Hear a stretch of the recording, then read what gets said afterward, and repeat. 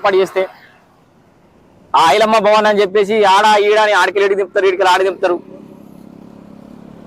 So ఇక్కడ గత పాలకులను విమర్శించడం, ఇప్పుడు పాలకులను విమర్శించడం కాదు.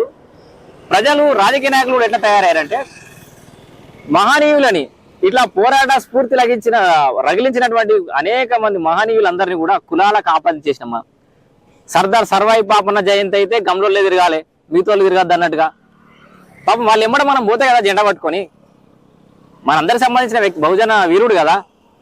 సాగల ఐలమ్మ కూడా ఒక్కరి కోసం పోయి కులం గురించి కొట్లాడలే కదా. ఇట్లా ఒక్కొక్క మహనీయులని ఒక్కొక్క కులానికి ఆపాదించేసి మనం మహనీయులకు కూడా కులాలని అంటగట్టిరు ఈ రాజకీయ నాయకులు. సో ఆ ఓటు బ్యాంకును, ఆ కులానికి సంబంధించిన ఓటు బ్యాంకును ఒక దగ్గర కట్టి పెట్టుకోవడం కోసం, వాళ్ళని దూరం చేసుకోకుండా ఉండడం కోసం రాజకీయ నాయకులే ఒక్కొక్క మహనీయులని ఇట్లా వంచేసిరు కులానికి ఒక్కరిని చెప్పున. మనం అల్లనే కొట్టు మిట్టాడుతున్నాం ఇంకా కూడా. సో ఇక ఇక్కడ